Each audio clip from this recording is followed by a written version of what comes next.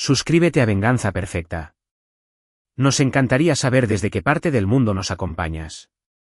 Cuéntanos en los comentarios. Ahora, sumerjámonos en la historia de hoy.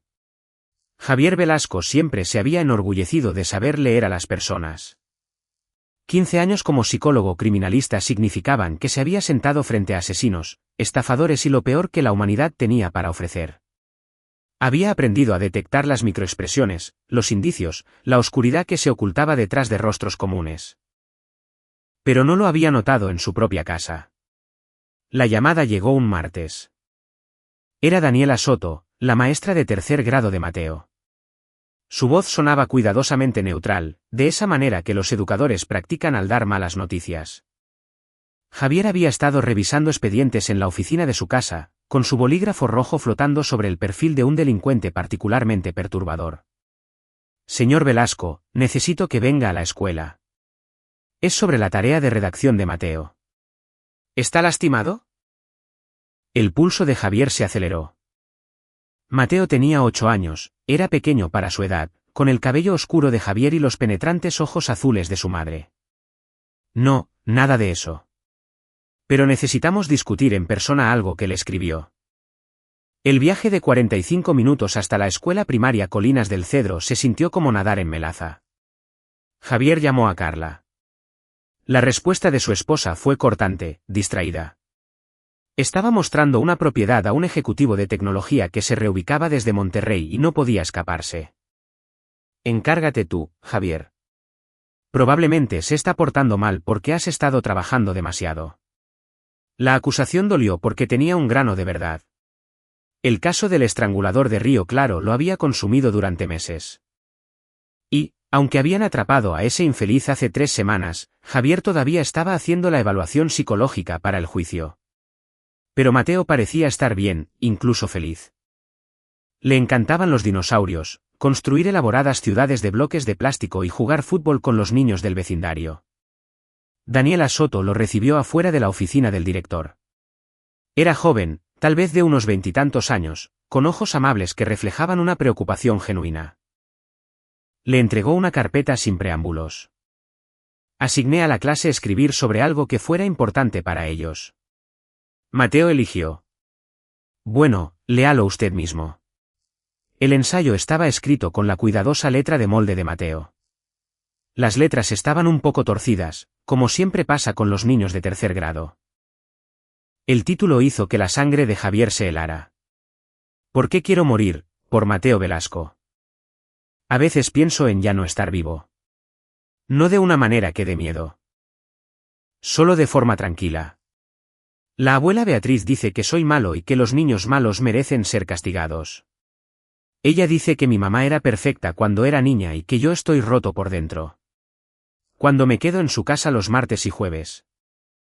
Me encierra en el cuarto que está debajo de las escaleras. Ella dice que ahí es a donde van las cosas malas. El cuarto es pequeño y oscuro. Hay un colchón en el piso y huele raro. A veces estoy ahí por horas. Puedo escucharla caminar arriba. Una vez lloré y ella me dijo que llorar era para bebés y para niños malos. Me dijo que si le decía a alguien, se aseguraría de que nunca volviera a ver a mi mamá porque mi mamá le creería a ella, no a mí. Yo no quiero morir, exactamente. Solo quiero dejar de tener miedo todo el tiempo. Quiero dejar de ser malo. Pero no sé cómo. La abuela dice que hay algo mal conmigo que no se puede arreglar. Tal vez tiene razón. Tal vez si yo no estuviera aquí, todos serían más felices. Mi mamá no tendría que tener un hijo roto. Mi papá no tendría que trabajar tanto para mantener a un hijo roto. La abuela no tendría que castigar a un niño malo. Pero me gustan los dinosaurios. Y la risa de mi papá. Y los macarrones con queso. Así que tal vez esperaré un poco más. Javier lo leyó 2 veces. Luego una tercera vez. Su mano temblaba tanto que el papel crujía. Cada palabra era un cuchillo. La parte clínica de su cerebro, la parte que había analizado cientos de perfiles psicológicos, reconoció las señales de inmediato: aislamiento, abuso verbal, manipulación psicológica, culpa internalizada, la destrucción sistemática de la autoestima de un niño. ¿Cuánto tiempo? Su voz salió ronca. Lo entregó ayer. He estado tratando de comunicarme con usted desde entonces. Martes y jueves. Javier levantó la vista. La madre de mi esposa lo cuida esas tardes. Lo ha hecho durante 6 meses, desde que nos mudamos aquí y Carla comenzó su carrera en bienes raíces. La expresión de Daniela confirmó que ella ya había hecho esa conexión. Señor Velasco, estoy obligada a reportar esto. Ya me comuniqué con el personal de protección infantil y están abriendo una investigación. Bien. Javier se puso de pie, apretando la carpeta con los nudillos blancos. Voy a ver a mi hijo. Mateo estaba en la oficina del consejero escolar, dibujando en papel de impresora con marcadores de colores. Cuando Javier entró, su hijo levantó la vista con una expresión que le destrozó el corazón. Esperanza mezclada con miedo, como si no estuviera seguro de si estaba en problemas. Hola, campeón. Javier se arrodilló a la altura de sus ojos. No estás en problemas. Nunca podrías estar en problemas por decir la verdad. El labio inferior de Mateo tembló. La abuela dijo. No me importa lo que dijo la abuela. No eres malo. No estás roto. Eres lo mejor que nos ha pasado a tu mamá y a mí. Javier abrazó a Mateo, sintiendo lo delgado que se había vuelto su hijo, como parecía más pequeño de lo que debería ser. Cualquier cosa que haya estado pasando, se acabó. Te lo prometo. El viaje a casa fue silencioso. Mateo iba sentado en el asiento trasero, mirando por la ventana. Javier llamó a Carla 3 veces. Ella finalmente contestó a la cuarta. Estoy con clientes, Javier. Mateo escribió un ensayo sobre querer morir. Sobre tu madre encerrándolo en un cuarto oscuro y diciéndole que está roto. Hubo silencio. Luego, está exagerando. Ya sabes lo dramáticos que pueden ser los niños. Mi mamá nos ha estado ayudando. Dramáticos. La voz de Javier era de acero. Tiene 8 años y escribió que quiere morir. Está haciendo esto para llamar la atención. El tono de Carla se endureció. Siempre estás trabajando. Probablemente se siente ignorado y así es como se revela. Mi madre no ha sido más que un gran apoyo desde que nos mudamos aquí. Estoy leyendo el ensayo, Carla. Menciona varias veces que lo encierran en un cuarto oscuro. Eso es ridículo. Mi mamá ni siquiera tiene un sótano. Es solo el cuarto de almacenamiento debajo de las escaleras. Mateo siempre le ha tenido miedo a los espacios oscuros. Probablemente entró ahí una vez por accidente y ahora está inventando historias. Javier sintió que algo se rompía dentro de él. No era rabia. Era algo más frío que eso. Más deliberado. Voy a llevar a Mateo a un médico y voy a ir a ver a tu madre. No te atrevas a acusarla de nada. Ha estado cuidando a Mateo gratis, ayudándonos a ahorrar dinero. Si vas para allá a lanzar acusaciones. Javier colgó. En el espejo retrovisor, los ojos de Mateo estaban muy abiertos. Estoy en problemas. No, hijo. Hiciste exactamente lo correcto. En casa, Javier le preparó a Mateo su cena favorita, macarrones con queso con salchichas picadas, y dejó la lámpara encendida para la hora de dormir. Mientras Mateo comía en la sala, Javier extendió el ensayo sobre la mesa de la cocina y lo estudió con su ojo profesional. El lenguaje era demasiado específico para ser inventado. Los niños de 8 años no tenían la sofisticación psicológica para inventar narrativas consistentes sobre abuso emocional. Los detalles, el olor, el cuarto cerrado, el aislamiento eran sensoriales y reales. Y la culpa propia, la internalización de la maldad, era un caso de libro de texto de psicología del abuso. Javier había pasado 15 años estudiando monstruos. Sabía cómo se veían. No siempre tenían ojos sin vida y sonrisas frías. A veces eran abuelas. A veces eran esposas que elegían a sus madres por encima de sus hijos. A las 7 de la noche, después de que Mateo se durmió con cada luz de su habitación encendida, solo por esta noche, campeón, lo que sea que te haga sentir seguro, Javier tomó su auto. Beatriz Herrera vivía a 145 kilómetros de distancia, en Valle de Bravo, en la casa donde Carla había crecido. Era miércoles por la noche. No lo estaría esperando. El viaje le dio tiempo para pensar, para planear, para recordar cada caso en el que había trabajado donde alguien había lastimado a un niño y se había escondido detrás de la respetabilidad. Cada vez que el sistema había fallado porque el abusador era demasiado cuidadoso, demasiado manipulador, demasiado hábil para mantener las apariencias. Beatriz no lo esperaba. Ese sería su primer error. Su casa era una impecable construcción colonial de 2 pisos con jardineras en las ventanas y una bandera colgada del porche. El epítome de la respetabilidad suburbana. Javier había aprendido hace mucho tiempo que las casas más bonitas a veces guardaban los secretos más horribles. Tocó el timbre, esperó, volvió a tocar. Beatriz Herrera abrió la puerta vistiendo un suéter de punto y lentes de lectura colgando de una cadena, luciendo como la típica abuela amable de cualquier película dominguera. Tenía 64 años, con el cabello gris acero en un corte perfecto y los penetrantes ojos azules de Carla. Esos ojos se entrecerraron cuando vio a Javier. Javier, qué sorpresa. ¿Está todo bien? ¿Dónde está el cuarto? No alzó la voz.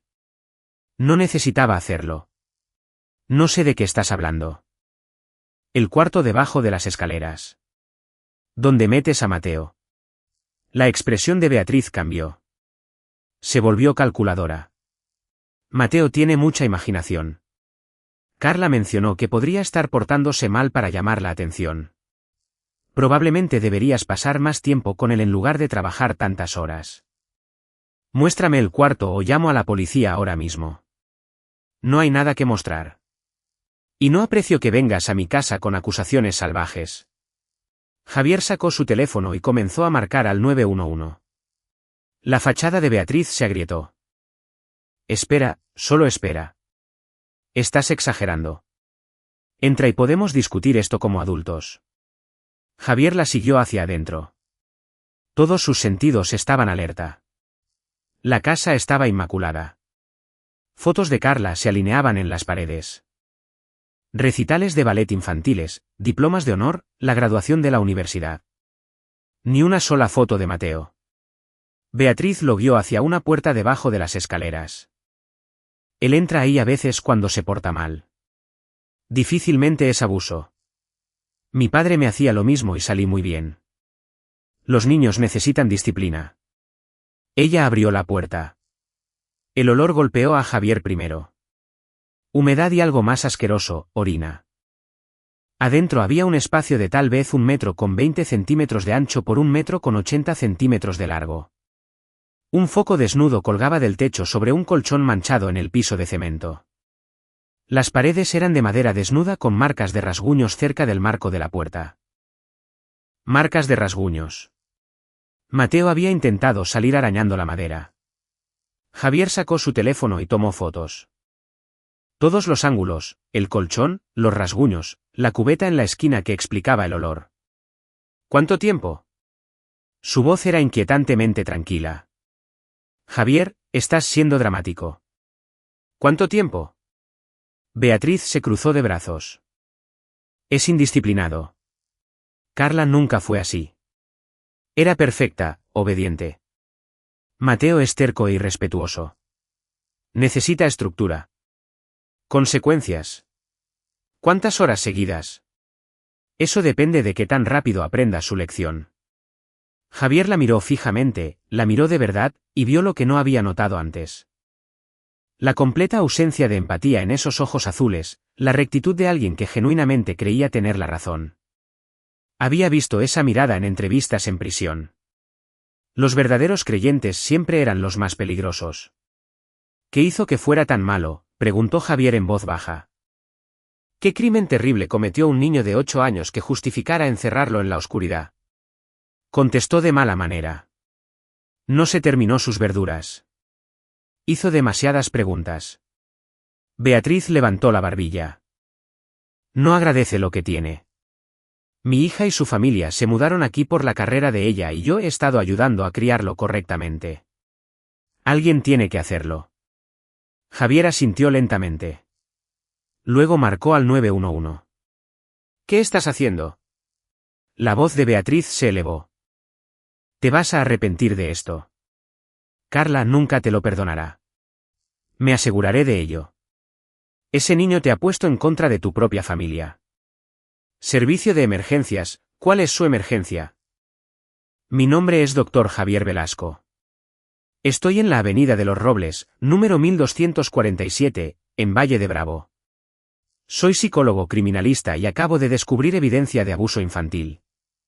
Necesito oficiales y personal de protección infantil aquí de inmediato. Beatriz se abalanzó sobre el teléfono. Javier se hizo a un lado, su entrenamiento entrando en acción. Había lidiado con delincuentes violentos antes. No lo hagas, dijo en voz baja. Ya terminaste de lastimarlo. La policía llegó 14 minutos después. Ramón Hernández, un detective con el que Javier había trabajado en 2 casos, echó un vistazo al cuarto debajo de las escaleras y apretó la mandíbula. Dios santo, murmuró Ramón. Miró a Javier. ¿Tu hijo? Mi hijo, Mateo, de 8 años. Ella ha estado haciendo esto durante 6 meses, todos los martes y jueves. Ramón interrogó a Beatriz, quien inmediatamente cambió de táctica. De repente, era la anciana confundida, la abuela incomprendida que hacía lo mejor que podía. Mateo era difícil, afirmó ella. Solo lo ponía ahí para breves tiempos de reflexión, nunca más de 1 hora. La cubeta era solo por si acaso, nunca se usó realmente.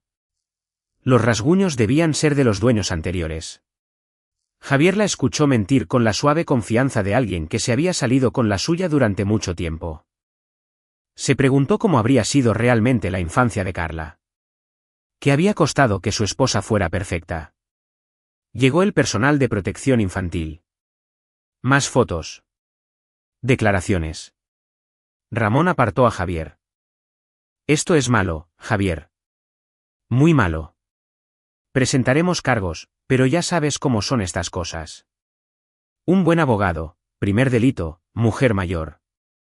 Podría recibir libertad condicional y terapia obligatoria. No es suficiente. Es lo que el sistema te puede dar. Javier miró a través de la puerta a Beatriz, quien ahora lloraba lágrimas delicadas y se aferraba a su collar de perlas, interpretando a la víctima que él había visto 1000 veces.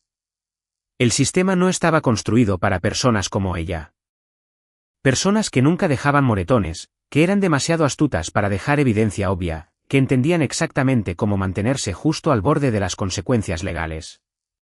Pero Javier no era el sistema. Gracias, Ramón. Agradezco que te tomes esto en serio. El viaje a casa pareció eterno. El teléfono de Javier vibró repetidamente. Carla, enojada, acusándolo.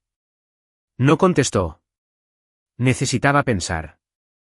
Cuando llegó a casa, fue a ver a Mateo, que seguía durmiendo con todas las luces encendidas. Javier se sentó en el borde de la cama y observó a su hijo respirar. Tan pequeño, tan vulnerable. Mateo había confiado en los adultos de su vida, y le habían fallado. Su abuela lo había torturado. Su madre lo había permitido. Su padre había estado demasiado ocupado para notarlo. Eso terminaba ahora. En su oficina, Javier comenzó a tomar notas. Tenía recursos que la mayoría de la gente no tenía, acceso a perfiles psicológicos, comprensión de la manipulación y la coerción, contactos en la policía, trabajo social, el sistema de justicia penal, y lo más importante. Entendía cómo lastimar a las personas de formas que no dejaban marcas pero que las destruían por completo. Beatriz Herrera le había enseñado a su hijo que estaba roto. Había hecho que un niño de 8 años quisiera morir. El sistema legal le daría una palmada en la muñeca. Javier Velasco le daría exactamente lo que se merecía. A la mañana siguiente, Mateo se despertó y le preguntó si tenía que volver a ir a la casa de la abuela. Javier lo abrazó y le prometió que nunca más tendría que verla. Carla llegó a casa al mediodía, azotando la puerta. Encontró a Javier en la cocina haciendo hot cakes para Mateo con forma de dinosaurios.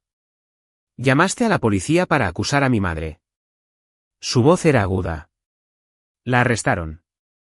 «¿La arrestaron? ¿Tienes idea de lo que has hecho?» «Sí». Javier volteó un hot cake en forma de estegosaurio. Protegí a nuestro hijo. ¿De qué? Ella lo estaba cuidando.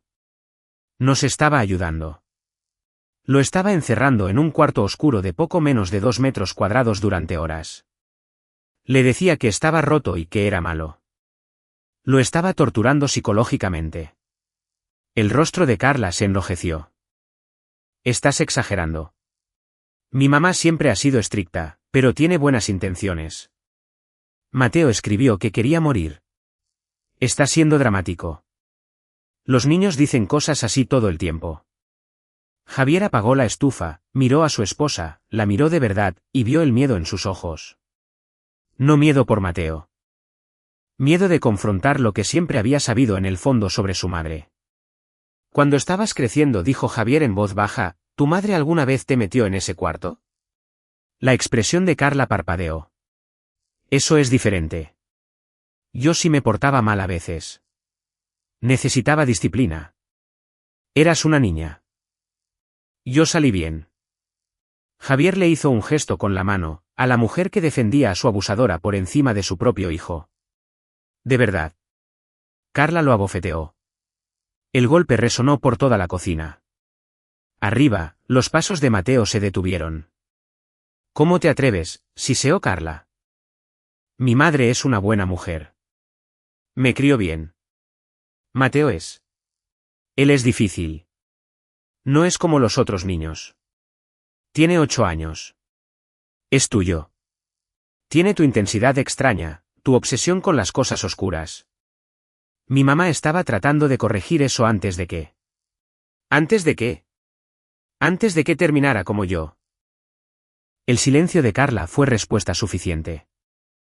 Javier sintió que la última pieza de su matrimonio se desmoronaba hasta convertirse en polvo. Empaca tus cosas. Puedes irte a quedar con tu madre. ¿Me estás corriendo? Estoy protegiendo a Mateo. Tú tomaste tu decisión. La elegiste a ella sobre él. Esta también es mi casa. Entonces dejaremos que los abogados lo resuelvan. La voz de Javier era fría, clínica. La voz que usaba para dar testimonios en la corte. Pero Mateo se queda conmigo, y si peleas conmigo por eso, me aseguraré de que cada juez de este estado sepa que elegiste a tu madre, una abusadora de niños, en lugar de a tu hijo traumatizado. Carla se le quedó mirando como si nunca lo hubiera visto antes. Tal vez no lo había hecho. Javier siempre había sido gentil con ella, complaciente, el esposo comprensivo que trabajaba muchas horas, pero trataba de compensarlo con viajes de fin de semana y sorpresas de aniversario. Nunca había visto al hombre que miraba fijamente a los asesinos en serie y los hacía parpadear primero. Lo estaba viendo ahora. Te vas a arrepentir de esto, dijo Carla, pero su voz tembló. De lo único que me arrepiento es de no haber visto quién eras realmente mucho antes. Carla se fue esa misma tarde. Javier llamó a Ricardo Hinojosa, un abogado de derecho familiar con el que había trabajado en casos de custodia. Ricardo echó un vistazo al ensayo de Mateo y a las fotos de la policía, y dijo, obtendrás la custodia completa. Esto ni siquiera está a discusión. Pero eso no era suficiente. Ni de lejos. Esa noche, después de que Mateo se durmió, Javier se sentó en su oficina y comenzó a planear. Tenía el perfil psicológico de Beatriz claro en su mente ahora. Trastorno de personalidad narcisista con creencias de crianza autoritarias. Había construido toda su identidad en torno a ser la madre perfecta que crió a la hija perfecta. Esa era su debilidad. Su ego lo era todo. Javier comenzó a hacer llamadas. La primera fue a su colega en la Junta Estatal de Psicología. La segunda a un periodista con el que había trabajado en una serie sobre abuso infantil. La tercera a cierto fiscal que le debía un favor. Beatriz Herrera quería hacerse la víctima. Javier le daría un escenario y se aseguraría de que el mundo entero estuviera mirando cuando ella cayera. 2 días después, los servicios de protección infantil completaron su investigación. La evidencia era irrefutable. El cuarto, las fotos, la declaración de Mateo, los rasguños, los vecinos que habían escuchado a un niño llorar. Beatriz fue acusada formalmente de abuso infantil y privación ilegal de la libertad. Pero eso era solo el comienzo. Javier contactó a sus conocidos en el periodismo de investigación. Compartió el ensayo de Mateo de forma anónima junto con las fotos de la policía. La historia salió a la luz un viernes. La abuela perfecta. Mujer local acusada de torturar a su nieto. Se volvió viral para el lunes. La foto de Beatriz estaba en todas partes. Su reputación inmaculada, construida a lo largo de décadas de voluntariado en la iglesia y liderazgo en el club de jardinería, se derrumbó de la noche a la mañana. Sus amigos la abandonaron. Su iglesia le pidió que renunciara al grupo de mujeres. Los extraños la reconocían en el supermercado y murmuraban. La humillación fue exquisita, y era solo el primer paso. Javier había aprendido en 15 años de estudiar a los criminales que el verdadero castigo no se trataba de pasar tiempo en prisión.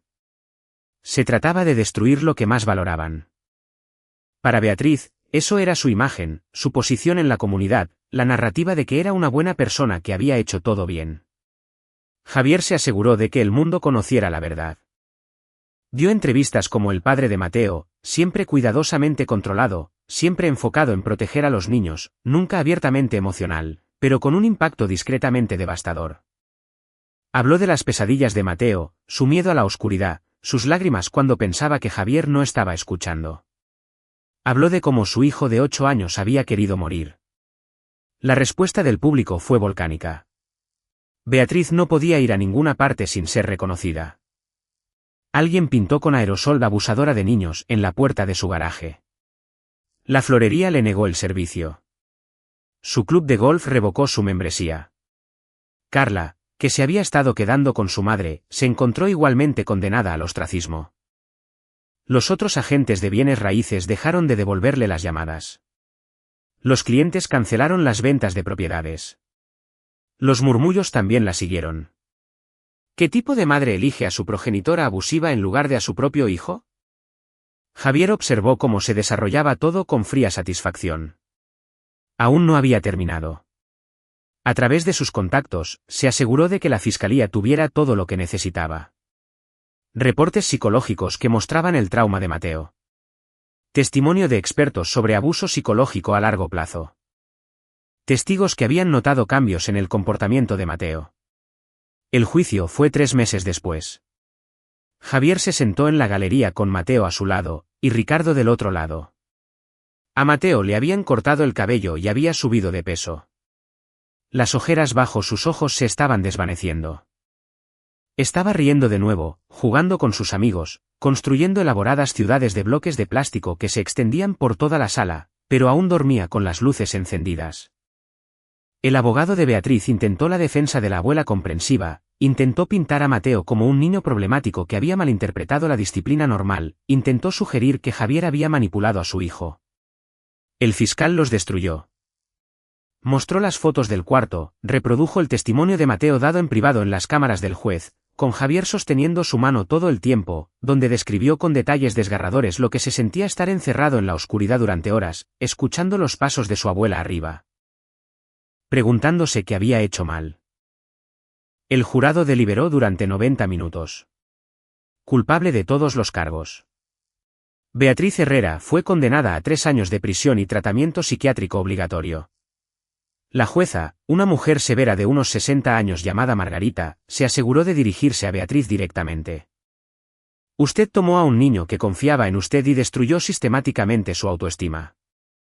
Le hizo creer que estaba roto, que merecía ser castigado, que el mundo estaría mejor sin él. Hizo esto no en un momento de enojo, sino deliberadamente. Repetidamente durante meses. Este tribunal considera que sus acciones son reprochables y su falta de remordimiento es perturbadora. Beatriz, que había mantenido su acto de abuela digna durante todo el juicio, finalmente se quebró. No con lágrimas de remordimiento, sino de rabia. Es un mal niño, chilló. Igual que su padre. Carla era perfecta hasta que se casó con ese hombre. Yo estaba tratando de arreglar lo que él rompió. El arrebato selló su destino. La jueza agregó 2 años más por desacato y recomendó su traslado a una instalación de máxima seguridad sin consideración de liberación anticipada. Mientras se llevaban a Beatriz esposada, se volvió para mirar a Javier. Sus ojos estaban llenos de odio. Él le sostuvo la mirada con calma y sonrió. No triunfante, solo satisfecho. Ella había querido quebrar a Mateo. En su lugar, se había quebrado a sí misma. Carla intentó contactar a Javier después de la sentencia. Mensajes de texto disculpándose al principio, luego mensajes de enojo, luego desesperados. Quería ver a Mateo. Quería otra oportunidad. Prometió que iría a terapia, que ahora entendía, que lo sentía. Javier bloqueó su número. Ricardo presentó la demanda de divorcio y la custodia total. Carla no se opuso. Tal vez estaba demasiado avergonzada. Tal vez finalmente entendió lo que había hecho. A Javier no le importaba particularmente cuál de las dos opciones era. El divorcio finalizó 4 meses después. Carla se mudó a Mérida, lo más lejos posible del escándalo. Le envió a Mateo una tarjeta de cumpleaños. Javier dejó que Mateo decidiera si quería abrirla o no. Mateo la leyó en silencio y luego la tiró a la basura. «¿Está bien que no quiera verla?», le preguntó a Javier esa noche. «Está bien sentir lo que sea que sientas, campeón. No le debes perdón a nadie. Ni a ella, ni a tu abuela. Tus sentimientos son tuyos. Qué bueno, porque no las perdono». Javier abrazó a Mateo. «Eso está bien. No tienes que hacerlo». 6 meses después del juicio, sucedió algo inesperado. Javier recibió una carta de la prisión, pero no de Beatriz. Él se había asegurado de que todas las comunicaciones de ella estuvieran bloqueadas. Era de otra reclusa. «Doctor Velasco. No me conoce. Pero sé lo que hizo su suegra. Todas lo sabemos. Los rumores corren por aquí. Hay un lugar especial en el infierno para las personas que lastiman a los niños. Nos aseguramos de que ella lo sepa. Solo quería que supiera que no la está pasando nada bien. Nos aseguramos de eso todos los días. Algunas deudas no se pueden pagar en la corte». Javier quemó la carta. No aprobaba la violencia en las prisiones. Como psicólogo, sabía que estaba mal. Pero como padre, sintió que algo oscuro y satisfecho se enroscaba en su pecho. Mateo comenzó el 4º grado en una escuela nueva, hizo amigos fácilmente, se unió a un equipo de fútbol. Su maestro, un hombre paciente llamado señor Hernández, sin relación con el detective, enviaba reportes de progreso muy entusiastas. Mateo era brillante, participativo y creativo. Todavía le encantaban los dinosaurios, pero había desarrollado un nuevo interés en la astronomía. «Papá, ¿sabías que algunas estrellas ya están muertas, pero todavía vemos su luz?», le preguntó Mateo una noche mientras hacían la tarea en la mesa de la cocina. «La verdad no lo sabía. Eso es triste, pero también es genial. Es como que, aunque algo ya no esté, todavía importa. Todavía tiene un efecto». Javier miró a su hijo, este niño resiliente, brillante y hermoso que había sobrevivido al infierno y había salido del otro lado. «Esa es una observación muy profunda, campeón. Escribí un ensayo sobre eso para la escuela». Javier contuvo el aliento. «Sí. Sí. Se llama «¿Por qué quiero vivir?». ¿Quieres leerlo?». Mateo le entregó 3 páginas con su letra desordenada. Hablaba de estrellas, de dinosaurios y de macarrones con queso, de la risa de su papá y de los partidos de fútbol, y de su amigo Daniel, que podía hacer un truco genial en una patineta. Hablaba de sus sueños de convertirse en astronauta o tal vez en paleontólogo. Terminaba así: «Yo solía pensar que estaba roto. Alguien me dijo eso muchas veces. Pero mi papá dice que ser diferente no es lo mismo que estar roto. Él dice que yo soy exactamente quien se supone que debo ser. Y creo que tiene razón. Quiero vivir porque hay muchas cosas geniales que ver, hacer y aprender. Y porque mi papá hace unos hot cakes muy buenos». Javier lo leyó 2 veces, con su visión nublándose. Luego atrajo a Mateo hacia el abrazo más apretado de su vida. «Estoy orgulloso de ti», susurró. «Tan increíblemente orgulloso». Esa noche, después de que Mateo se durmió, con menos luces encendidas ahora, lo cual era un progreso, Javier se sentó en su porche trasero con una cerveza y pensó en la venganza. Había destruido la reputación de Beatriz Herrera. Se había asegurado de que pasara años en prisión. Se había asegurado de que nunca más lastimara a otro niño. Había sacado a Carla de sus vidas por completo. Había protegido a Mateo en cada momento. Pero la verdadera venganza, se dio cuenta, no era nada de eso. La verdadera venganza era el ensayo de Mateo. El hecho de que, a pesar de todo lo que Beatriz había hecho para destrozarlo, Mateo había sobrevivido. Estaba prosperando. Era feliz. Sabía que era amado y valorado y exactamente correcto, tal como era. Beatriz había querido hacerle creer a Mateo que estaba roto y que no valía nada. En su lugar, Mateo estaba escribiendo ensayos sobre por qué valía la pena vivir la vida. Esa era la máxima derrota, saber que ella había fracasado por completo en su objetivo. Un año después, Javier recibió una llamada de Ramón Hernández. Pensé que querría saberlo. Beatriz Herrera tuvo un derrame cerebral. Bastante severo. Está estable, pero está paralizada del lado izquierdo y tiene un deterioro cognitivo significativo. Javier debería haber sentido satisfacción. En cambio, solo se sintió cansado. Gracias por avisarme. ¿Cómo van las cosas? Bien. Por cierto, ¿cómo está Mateo? Está genial. De verdad muy bien. Está en la feria de ciencias de la escuela construyendo un modelo del sistema solar. ¡Qué bien! Eso es bueno. Ramón hizo una pausa. Por si sirve de algo, Javier, hiciste lo correcto. No solo por llamarnos esa noche, sino por todo lo de después. Mucha gente habría dejado que el sistema se encargara y habría seguido adelante. Te aseguraste de que no pudiera lastimar a nadie más. Me aseguré de que mi hijo supiera que valía la pena luchar por él. Eso también. Javier colgó y fue a ver a Mateo, que estaba en el garaje pintando cuidadosamente la gran mancha roja de Júpiter en una bola de poliestireno. Hola, papá. ¿Se ve bien así? Javier examinó el planeta. Se ve perfecto, campeón. Es mi favorito. Me gusta que tiene una tormenta gigante que ha estado rugiendo durante cientos de años. Eso es genial. Javier sonrió. Mateo estaba fascinado por el caos y la destrucción ahora, pero de una manera saludable, de una manera científica. Había pedido libros sobre desastres naturales para su 9º cumpleaños y podía explicar la formación de tornados con una precisión inquietante. La terapeuta de Javier dijo que era la forma en que Mateo procesaba el trauma, entendiendo las fuerzas destructivas en un contexto seguro y controlado. Javier solo se aseguraba de que Mateo tuviera todos los libros que quisiera y respondía a sus interminables preguntas sobre huracanes, terremotos y supervolcanes. ¿Sabes qué más es genial?, dijo Mateo, sin levantar la vista de su pintura. La abuela Beatriz nunca va a salir de ese lugar. Javier se tensó. Mateo casi nunca la mencionaba. ¿Dónde escuchaste eso? A veces busco en internet. Quería saber si estaba a salvo. Mateo lo miró a los ojos. Soy malo por alegrarme de que esté atrapada ahí. No, campeón. No eres malo. Lo que sientes por ella es completamente válido. Qué bueno, porque espero que nunca salga.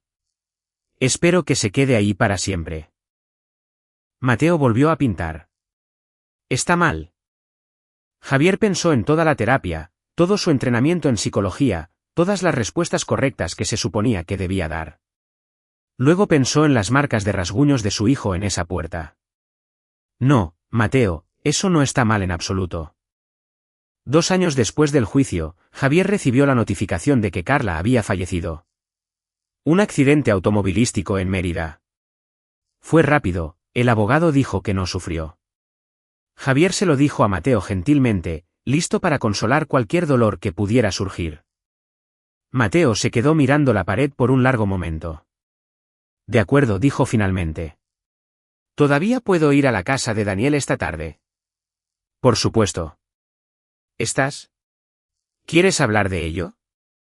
Mateo se encogió de hombros. La verdad no. No me siento triste. ¿Debería sentirme triste? Deberías sentir lo que sea que sientas. Entonces no me siento triste. Ella eligió a la abuela Beatriz sobre mí. Esa fue su decisión. La voz de Mateo era muy objetiva, sin enojo ni dolor. Solo resignación. Te tengo a ti. Eso es suficiente. Javier lo abrazó. Siempre me tendrás. Siempre. No asistieron al funeral de Carla. Javier envió flores y una donación a una organización benéfica de defensa infantil. Eso se sintió como suficiente. Beatriz vivió otros 3 años en el centro médico de la prisión, con su condición deteriorándose. Cuando falleció, nadie reclamó el cuerpo. Fue cremada a expensas del Estado y enterrada en una tumba sin nombre en el cementerio de la prisión. Javier no asistió, no envió flores, no lo reconoció en absoluto. El día que recibió la notificación, llevó a Mateo a tomar un helado. Se sentaron en el malecón viendo el atardecer, con Mateo hablando sin parar sobre su próxima graduación de la escuela secundaria y su aceptación en el programa de ciencias avanzadas. Papá, dijo Mateo con la boca llena de helado de menta con chispas de chocolate. He estado pensando en ese ensayo que escribí. El que empezó todo. Sí. Sí. Me alegra haberlo escrito. Aunque fue aterrador y todo lo que pasó después fue difícil, me alegra haber dicho la verdad. A mí también, campeón. Porque si no lo hubiera hecho, todavía estaría yendo a esa casa. Todavía estaría encerrado en ese cuarto. Todavía pensaría que estaba roto. Mateo miró a Javier con ojos claros y firmes. Escribir ese ensayo salvó mi vida. Tú salvaste tu propia vida, Mateo. Fuiste lo suficientemente valiente para pedir ayuda. Eso fue todo gracias a ti. Nos salvamos el uno al otro, entonces. Mateo sonrió. Equipo Velasco. Equipo Velasco, asintió Javier. Terminaron su helado mientras el sol se ocultaba por debajo del horizonte, pintando el cielo en tonos naranjas y rosas. Mateo le preguntó si podían pasar por la librería camino a casa. Había un nuevo libro sobre agujeros negros que quería. Javier dijo que sí, por supuesto, y escuchó a Mateo explicar la radiación de Hawking con el entusiasmo que solo un niño de 12 años fanático de la ciencia podía tener. Y pensó en la venganza, en la verdadera venganza, y se dio cuenta de que no se parecía en nada a lo que había esperado. No era Beatriz muriendo sola en una tumba de prisión. No era el accidente fatal de Carla. No era la humillación pública o las consecuencias legales. Era esto, su hijo, sano, feliz y completo, apasionado por la ciencia, sin miedo a ocupar espacio en el mundo, seguro de su propio valor. Beatriz había intentado destruir el espíritu de Mateo. En cambio, Mateo estaba prosperando. Había sobrevivido a su crueldad y había salido más fuerte, más amable y más inteligente. Esa era la victoria definitiva. No solo sobrevivir, sino florecer. No solo sanar, sino crecer.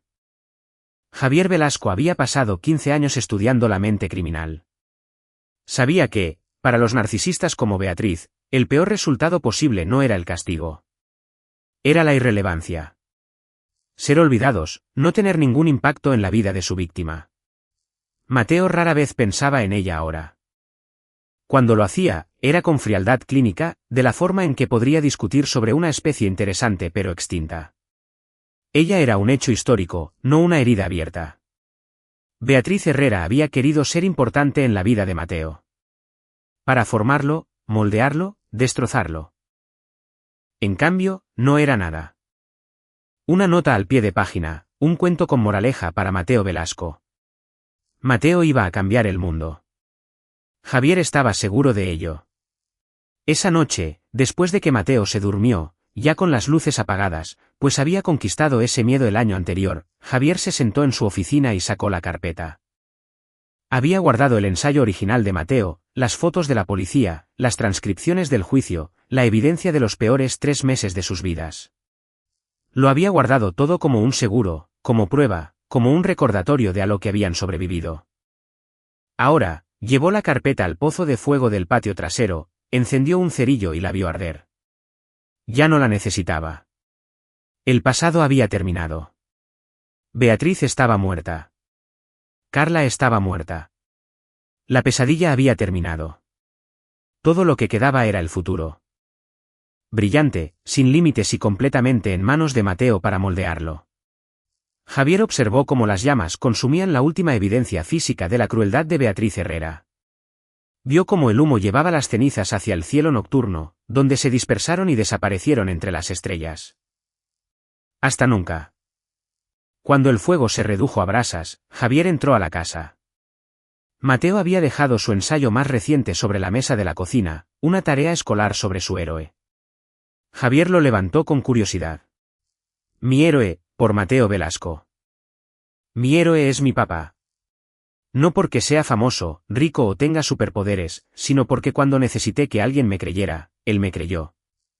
Cuando necesité que alguien luchara por mí, él luchó. Cuando necesité que alguien me mantuviera a salvo, él lo hizo. Mi papá podría haber dejado que otras personas se encargaran. Podría haber estado demasiado ocupado con el trabajo. Podría haber decidido que era más fácil creer a los adultos en lugar de a un niño. Pero no lo hizo. Me eligió a mí. Eso es lo que hacen los héroes. Eligen lo que es correcto. Incluso cuando es difícil. Protegen a las personas que no pueden protegerse a sí mismas. No se rinden. Mi papá nunca se rindió conmigo. Me demostró que yo importo. Que vale la pena luchar por mí. Que no estoy roto. Quiero ser como él cuando sea grande. No un psicólogo necesariamente, lo siento. Papá, pero estudiar asesinos suena aburrido. Sino alguien que defiende a las personas que necesitan ayuda. Alguien que lucha por lo que es correcto. Alguien que no mira hacia otro lado cuando suceden cosas malas. Mi papá me enseñó que una persona puede hacer la diferencia. Que no tienes que ser perfecto para ser bueno.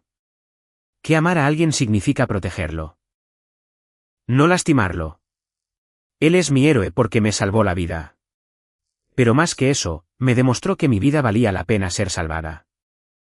Javier lo leyó 3 veces. Le ardían los ojos. Sentía un nudo en la garganta. Caminó hacia la habitación de Mateo y se quedó en la puerta, viendo a su hijo dormir. Tan pacífico ahora. Tan seguro. Te amo, campeón, susurró Javier. Más que a nada en este mundo. Mateo se removió, murmuró algo sobre el entrelazamiento cuántico y se dio la vuelta. Javier sonrió y cerró la puerta suavemente. La venganza que había tomado contra Beatriz y Carla, la humillación pública, las consecuencias legales, la destrucción sistemática de todo lo que valoraban, le había parecido necesaria en su momento. Y tal vez lo fue. Pero esto era mejor. Este momento de tranquilidad, este ensayo, este niño que se había enfrentado a lo peor que la humanidad tenía para ofrecer y había elegido la amabilidad, al que le habían dicho que no valía nada y decidió ser extraordinario en su lugar. Mateo Velasco iba a estar bien, mejor que bien. Iba a ser increíble. Y Beatriz Herrera estaba muerta y olvidada. Al final, esa era la mejor venganza de todas. Y ahí lo tienen. Otra historia llega a su fin. ¿Qué les pareció?